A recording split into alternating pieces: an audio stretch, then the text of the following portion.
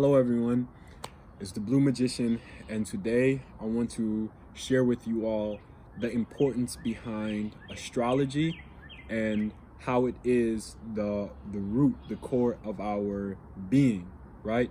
Because we all pretty much understand that we come from something greater, no matter what faction you resonate with, right?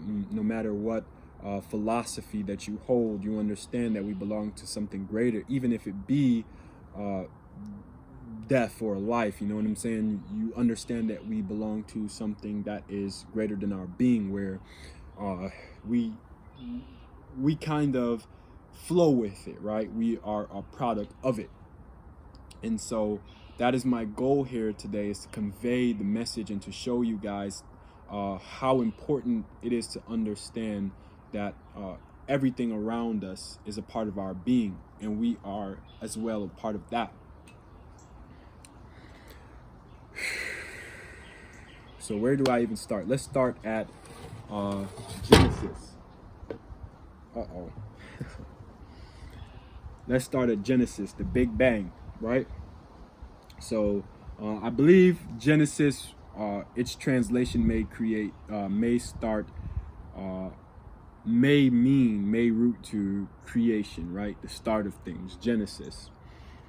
And in Genesis 1:27, it said, "So God created man in his own image. In the image of God created he him, male and female created he them," right? And so pretty much what is being said there is that man is created in the image of God, right? And now if you trace back the root origin of the word image, right? In the Latin context, it means imitation, and in the Hebrew context, it means it would break down to the word salem, right? And it means shadow. So you have imitation, right? Imitari for the Latin, and you have salem, shadow, in the Hebrew context. And so imitation and shadow pretty much singles in on one thing, right? So you can take from that God created man in his reflection, right? Because if you look at your shadow, if you look in the mirror, right, you will see your reflection, because your shadow is not separate from you, it comes from you. And so if you look in the mirror, you'll see who God is, right? We're not God, the supreme being, the all, the last, but we are God. We are of the cosmos, of nature, of everything that we call life. We are a part of that. We are the God beings in that, right? So another thing I know that there is, he pretty much it was emphasized the polarities of masculinity and femininity. He said created he male, and let me look at the exact words, and created he him male and female. So again, masculinity and femininity, right? And I think that has a large part to do with the balance right here, polarities. But I'm going to break this down further as we get into the chart, right? So I'm going to reference some more context from the Christian doctrine, and then from the Hindu doctrine, and even the Egyptian doctrine and the Buddhist doctrine, so you guys can fully see that our ancestors, they understood, right? Because I feel like at a point in time like that, where things were they were more survival based. You kind of want to know, why am I put here, right? Why do I have to wake up every day and go hunt and all these kinds of things? Because then you kind of seem like the victim, like life is happening to you. But when you can, when you're in a more stable place and you get past the fear, right, we start to develop as civilization. We start to understand that that we are not victim, that we are a part of this world. We have a sovereign place in it, right?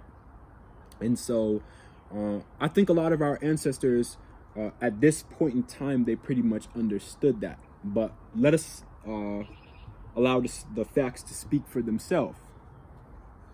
So right here in the reference of Ezekiel, it was said, the ox, the lion, the eagle, and the man. Remember in my last video, I pretty much pulled up that whole Bible verse. I didn't write it down this time, and I don't remember it off the top of my head, but Ezekiel pretty much referenced that he seen an ox on the left side, a lion on the right side, an eagle, and the man, right? And everyone who follows on astrology pretty much understands that Taurus rules the second house, right, which would be on the left side, and Leo rules the fifth house, which would be on the right side of the wheel. And then opposing Taurus, which is directly across from Taurus, is Scorpio, and directly across from Leo is Aquarius. And the significance of these signs is, again, they are the pinnacle of each season, right? Leo being the time of July to August is the pinnacle of summer. Scorpio being from October to November, I believe, is the pinnacle of fall. Aquarius being from January to February is the coldest point in winter. Taurus from I believe the end of March to April should be pretty much the pinnacle of spring before it goes into summer. And so, of course, you can break those down into the seasons, and then you can break them down into the elements, which is, again, the polarities here that I'm talking about.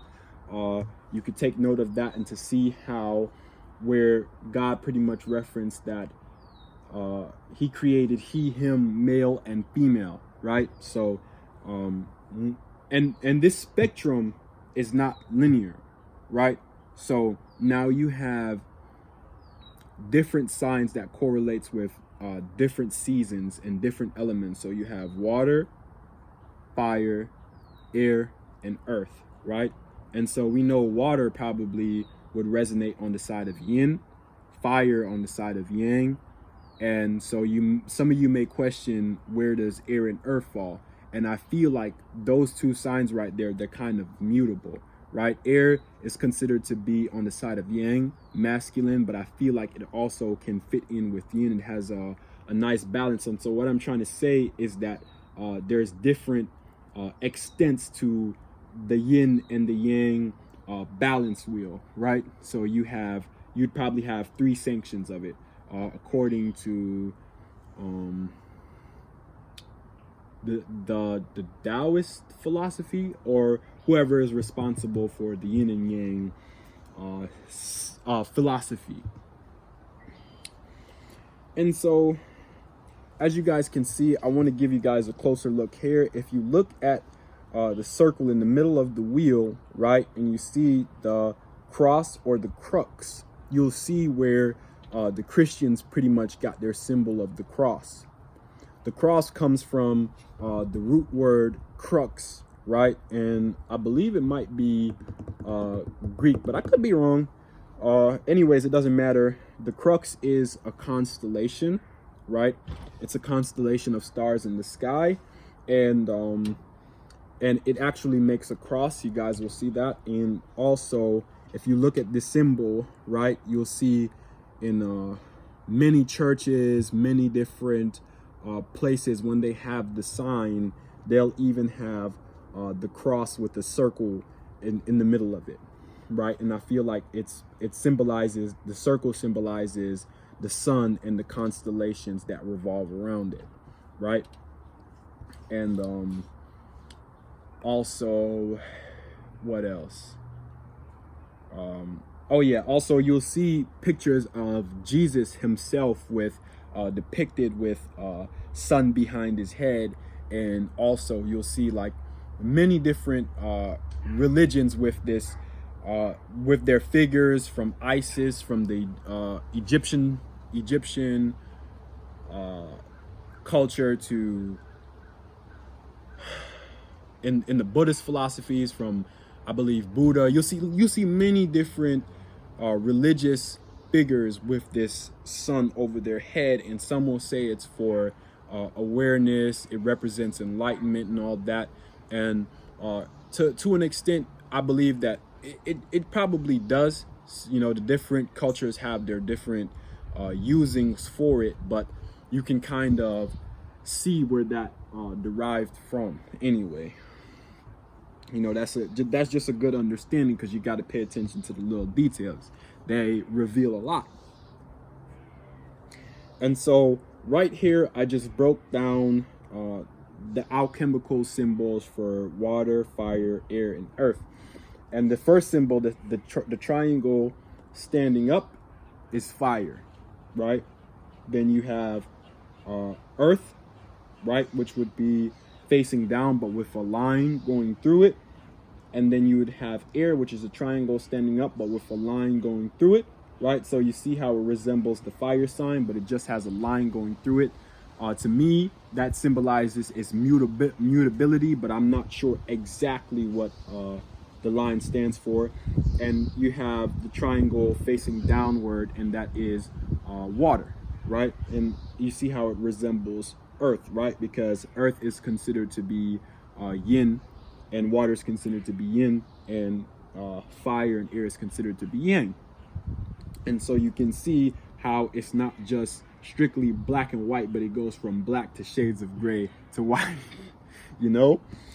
So that's one thing to remember, because of course spirit can, which is all of us in the whole world, the cosmos, can break itself down into infinite fractals and pretty much show its energy in so many different ways. Got a plane flying ahead, so we'll wait for it to pass.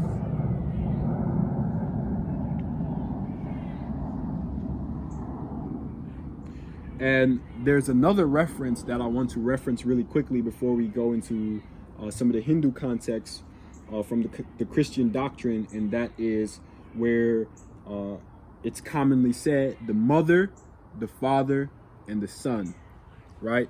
And now if you look at the relationship between the sun, right, being the father, the mother would be considered the moon, and the earth being the sun, you would see how important that relationship is, right? Because without the sun, the earth wouldn't even have a solar system to revolve around. It'd be around some other star. And the mother being the moon, which revolves around us, right? It revolves around us, pretty much helps with a lot of things like the energetics on earth, so that things could be stable here as well. And so you'd see, then you get the sun, earth, which is stable amongst the relationship between the father and the mother, the sun and the moon, you know?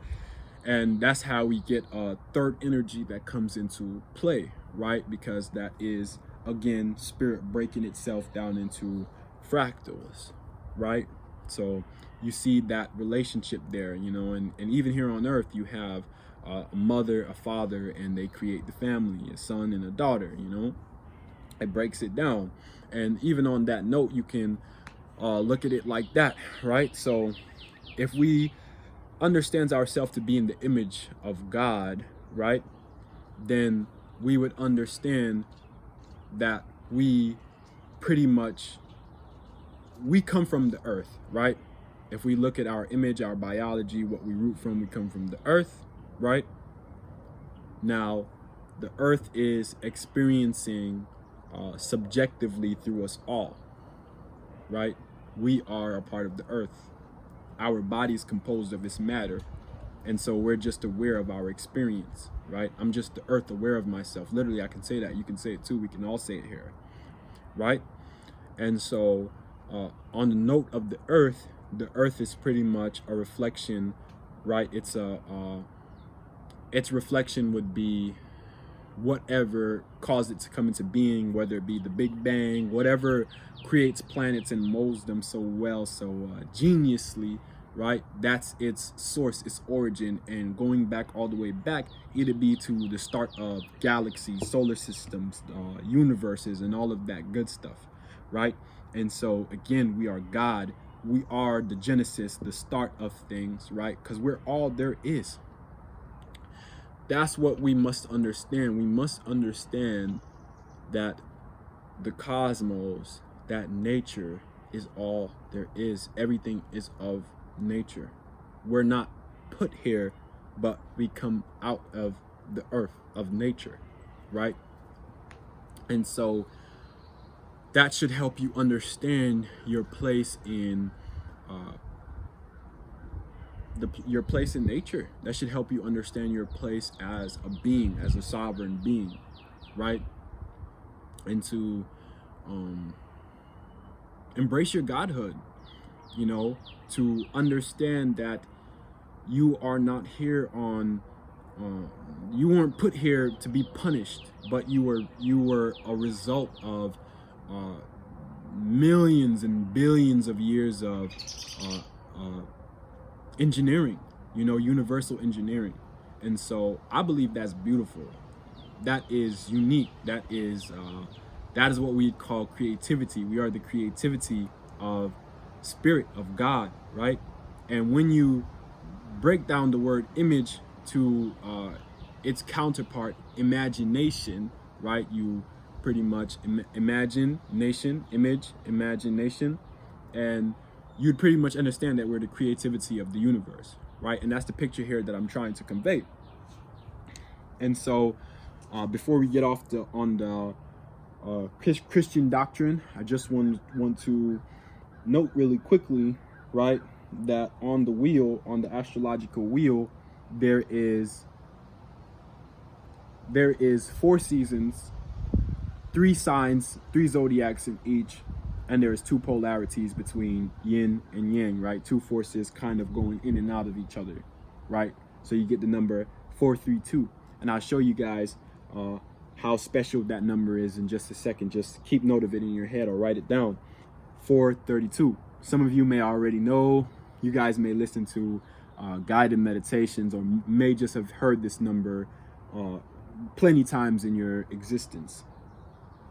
So now for the Hindu context, we only got a little bit of light. The sun's pretty much going down fast. So if you guys wondering why I'm so anxious to share this today, I hope you guys understand.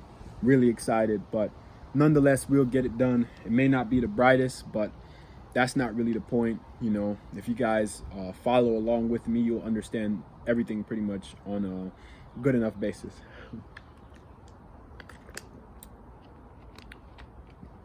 But I'm going to digress just for the sake of allowing myself to be a clear channel.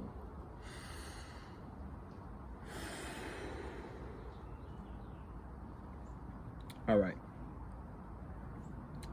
Okay, so from the Hindu Vedas, right, they have time spans and ages or eons called yugas, right? That's their names or their connotation for ages, right? Just like in my prior video, you see that we have the great year cycle, Earth's precessional cycle. They pretty much understood this on a really deep basis, you know, on a magnificent extent. So one kalpa, right? One kalpa age in the Hindu text is said to be 4,320,000,000 years, right? And if you search it on Google, or if you do your research, you'll understand that many folks understand the world, the earth here, to be 4 billion years old, 4 billion, precisely 4.5 billion. But this number nonetheless is still relatively close, 4.3 billion. And I believe that this may be the exact estimation of the Earth's life in years thus far. And you guys will see why in a second. Remember that 432, 4 seasons, 3 signs, 2 polarities. So now, the 4 ages, they have 4 ages in the Hindu Vedas, right? I believe. I'm not sure if the kalpa is considered the age. I think it's just considered to be the lifespan of the earth thus far, but I could be wrong. Anyways, from my understanding, we have the Kali Yuga, which is 432,000 years. We have the Dwarpa Yuga, which is 864,000 years. We have the Treta Yuga, which is 1,296,000 years. We have the Satya Yuga, which is 1,728,000 years, right? And so now, if you add it all up, right, that would give you the number 4,320,000 years, precisely. You guys don't believe me? You can go ahead and follow along and add up the numbers for yourself and see. And so now with the 4 ages, right, there's your number 4. Then we have 3 stages of each age. So you have the transitioning into an age, you have the age itself, and then you have the transitioning out of the age, right?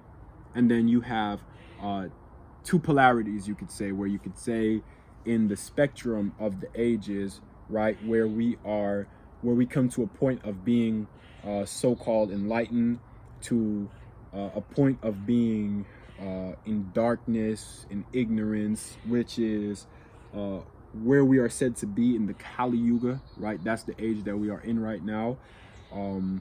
And the Kali Yuga is supposed to be on the bottom of the wheel, the darkest point. We're supposed to be in the age of ignorance. And as you transit through the yugas, right, starting from the Satya Yuga, which is the longest yuga, it's said that humans in the time of the Satya Yuga were they lived longer, and life was much more different. They were much more in tune with themselves, with the earth, with the cosmos, with the planets, the solar system, all of that good stuff. And then coming down the wheel to the Kali Yuga, where we're at, you know, they say that our height stops at a certain limit. So, you know, we're like short beings. They believe that the beings in the past used to be taller. But if this is true, it's probably somewhere in the far past. For those of you who study and research may be aware of this. Let me know if you do, because I want to know. But in the Kali Yuga, you know, humans, our lifespan right now is on average 72 years, you know, so that should give you an understanding. And back in the days, it used to be a lot longer, I believe, based off of lifestyle, because the way that we live now can be very cancerous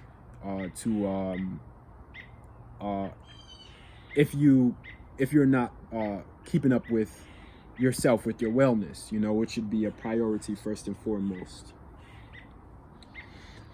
But yeah, that's your number right there. 4 ages, 3 stages of the age, in the age itself and out. Then you have 2 polarities, so 4, 3, 2, right? And so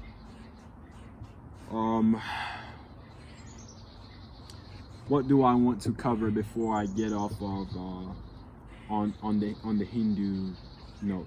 Any reference that comes to me, I'll just swoop back around, so bear with me, guys. But one thing I want to show you guys really quickly is the radius of the sun, the diameter of the sun, and the distance from Earth to the sun, right? And vice versa, all of this information around the moon. So from the distance from Earth to the moon, the radius of the moon, and the diameter of the moon as well. So the sun's radius is 432,000. There's that number again. And the Earth's diameter would be 2 times that, so 864,000, right? And now, if you take the sun's diameter and you multiply it by the number 108, right, you would get the distance from Earth to the sun, which I believe the number is like 900. I'll calculate it right now. Let me get on my calculator, guys, to be quick. Get on my calculator. Okay, so we have the sun's radius 432,000,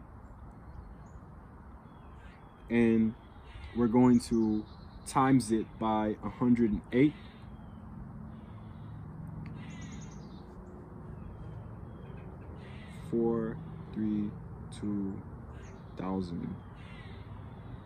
Times it by 108. Sun's diameter. This doesn't seem right.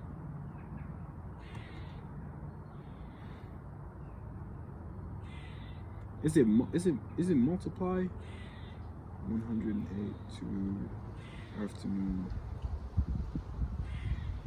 2,000 times it by 108.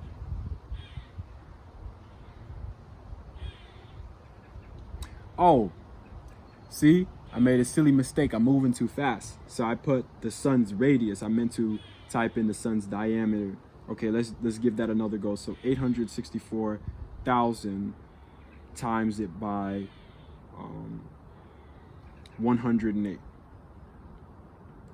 So you get 93,312,000, right? And if you go on Google and you ask Google, what's the diameter, what's the distance from the Earth to the sun in miles, it'll give you that right there. 93.3 or something like that million. So you'll see there. And 93.9 million, I'm sorry guys. So you'll see right there. And if you do the same thing with the moon, if you take 2,160 and you times it by 108, it gives you 233,000, and that's the distance between the Earth to the moon. Google will say from Earth to the moon is 238,000, but that's pretty close. And even still, to see how the numbers correlate so well with sacred geometry, and how certain numbers repeat itself in our existence, it shows me the significance of these numbers, and our ancestors were well aware of that. And I don't know, I just kind of see sacredness in these numbers. And so our standards today sometimes can be off as well. You must understand that, because every day some new information is coming out. People are correcting old accusations and claims. So where do we get the number 108 from? It's from the base foundation, the basic geometrical shape of the dodecahedron, right? And so those of you who are not familiar with the dodecahedron, it has I believe it has 12 faces and like 24 points, and it is, I'll just get a picture for you guys really fast. It correlates with the element of ether, which would be energy, and its measurement, its degrees, is 6,480, and that number right there would cover 3 ages, because each age in Earth's precessional cycle is 2,160 years, which you guys see that number shows up here again in the moon's diameter. And if you times this by 3, you'll get 6,480. That is one great age, so one season in Earth's precessional cycle. And so this is what its shape looks like.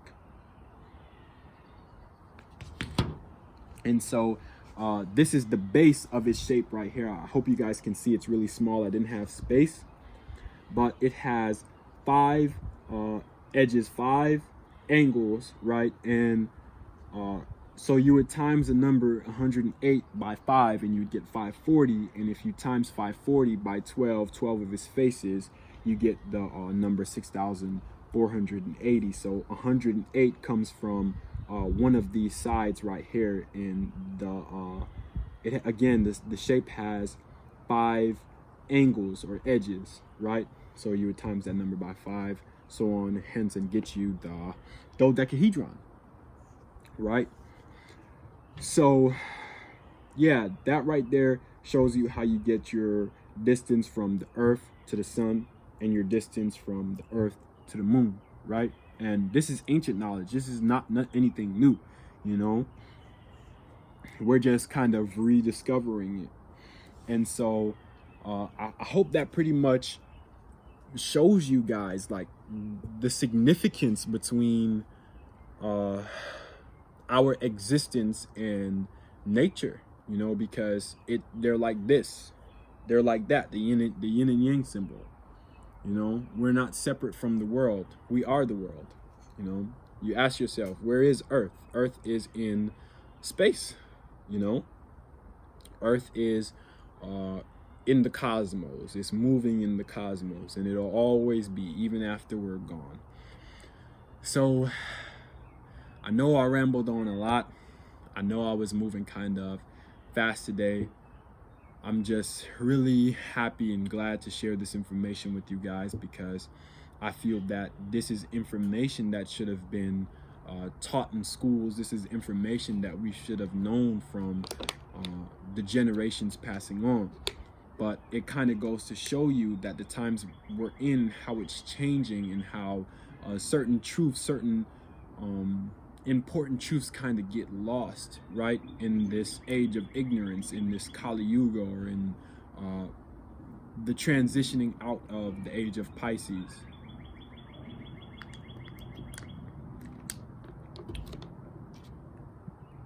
Because we're transitioning from the age of Pisces into the age of Aquarius, which is again the coldest pinnacle of winter symbolically. So we're at the coldest phase, or the darkest phase, you know.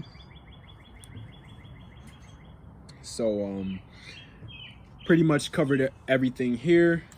And as far as the Egyptians, because I did say I want to touch basis on that, many of you guys know that the Egyptians, they used to worship the sun, right? They have the sun god. They used to worship the moon, right?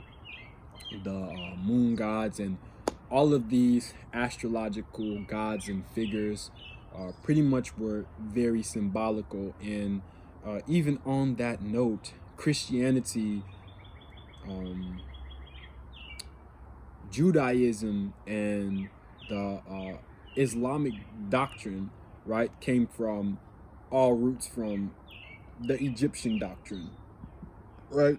If you look at the figure Isis, you'll see that he shares the same characteristics with Jesus, right?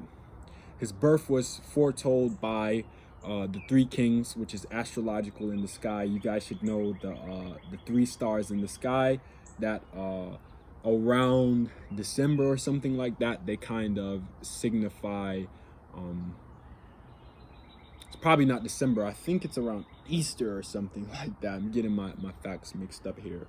But anyways, it pretty much, at a certain point in the seasons, I think it's Easter or around spring, it pretty much will be highlighted in the sky depending on where you're at, and you'll see how it points to the sun, which could be considered Jesus, considered Isis, you know, because they're supposed to be represented as the sun transiting through the constellations, right?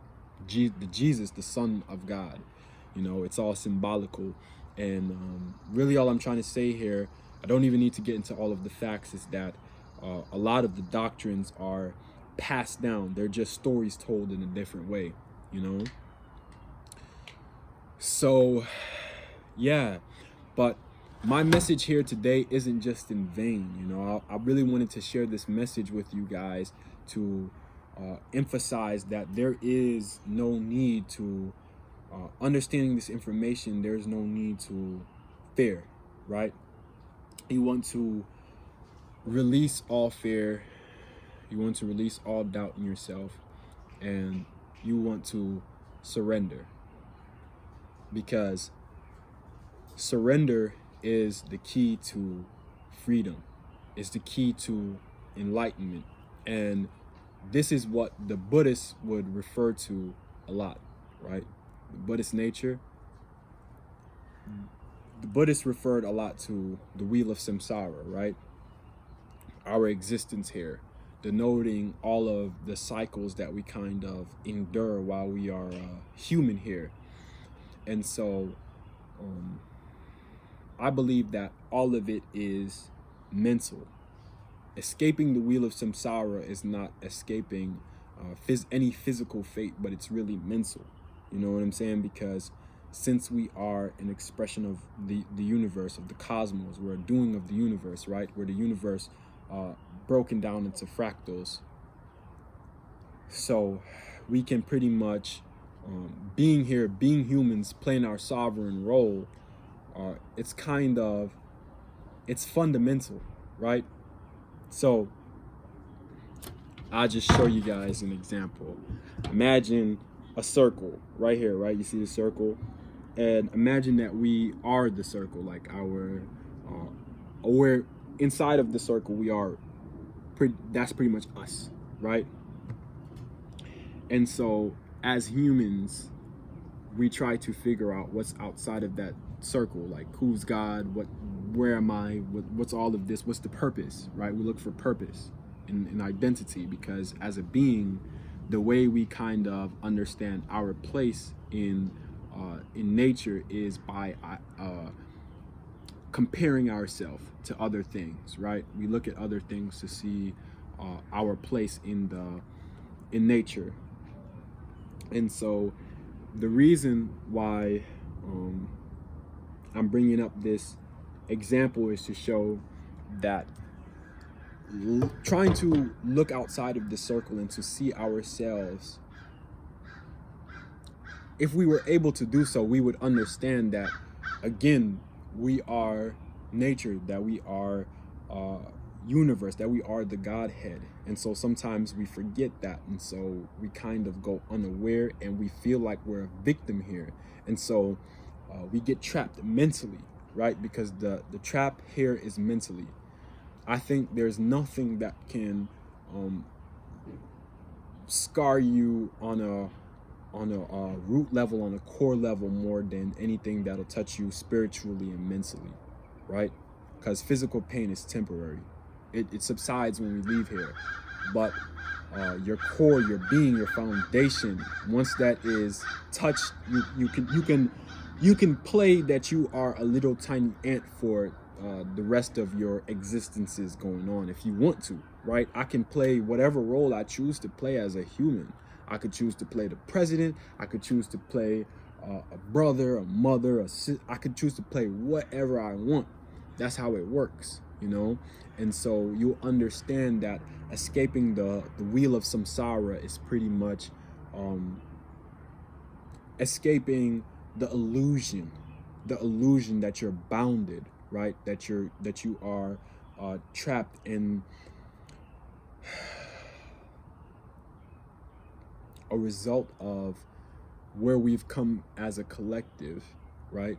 Where we've come to as a collective being, where sometimes we don't understand our importance and our power, because we kind of give it up to these devices and all of this stuff. We kind of trap ourselves. We trap ourselves in our job. We trap ourselves by feeling like we have to survive. And that's where that fear mindset comes from, that we need to survive. We need to go on to another day. We need to make some decisions before we can't go on no longer, because as we were put here, the first thing we were taught is to survive. That's the first thing. The first thing that your mother will teach you is how to live. And once you understand this, you want to continue to live on, right?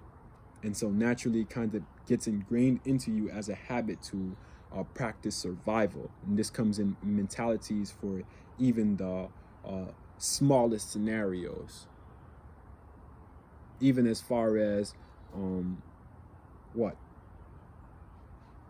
even as far as goes our little vices, you know what I'm saying? Like getting our Cheerios or something like that. Something so small. Something so small, you know? And I feel like, again, that's all victim mentality. That's all illusion. You know, even the Hindus, they pretty much call this world Maya. And Maya means illusion, you know? That's what it is. It's all play. We are the creativity of the universe. We're playing. We're having fun here. It's a lighthearted experience. But we can choose to, again, lock ourselves into a fear mentality. And fear is a funny thing because it's a chain reaction, right? So you bring fear into the equation, you fear, and your fear will kind of make you hold on to attachments to certain emotions, attachments to certain understandings of yourself. Like, I'm depressed, I'm sad, I'm a loner, I'm broke, I'm this, I'm that. You kind of attach yourself to those things. And what does those attachments do? They bring more fear. They result in more fear, you know? And so if you can escape the illusion, the wheel of samsara, then you are enlightened, right? You step into your Buddha nature. You understand, like, even if I were to sit here and do nothing for the rest of my life, I'll continue to go on. I'm okay. I'm not a trap. I'm not a trap to society. I'm not a trap to the thoughts that come in and out of my mind, because that's what our mind is good for. That's the nature of our mind, right? Just like the nature of water. Got to get some water, by the way. The nature of water is wet, or the nature of fire is heat, right?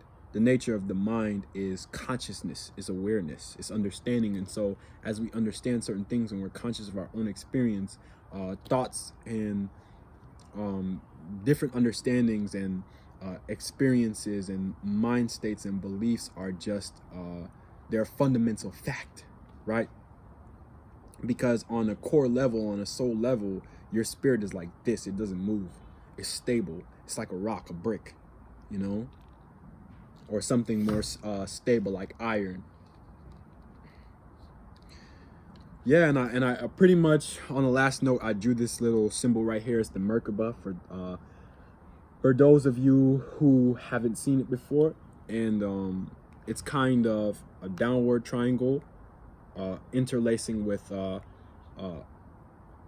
triangle facing upward, right? They interlace at the middle, and it kind of shows the relationship between feminine and masculine, between us and nature. You know what I'm saying? You can take the understandings of yin and yang and you can apply it anywhere. As above, so below, you know? And so it just kind of shows you that even though you look at the universe on such a, you break it down into a scale of half and half, it still comes back and correlates and make a whole vision, right? It makes one being, one shape, one form. So, yeah, guys, I hope you guys pretty much receive this and break it down well. Take your time to understand it, and fact check some of the information that I share with you guys. You know, matter of fact, fact check all of it so that you guys can process this how you would like to, and just so you guys can take studying into your own hands. You know, because I'm only here to bring light to situations. Sometimes I don't even go dive deep on the deep end of information. I just want to be the knowledge bringer. I just want to shed light on certain things that kind of have been the dirt has been kicked over.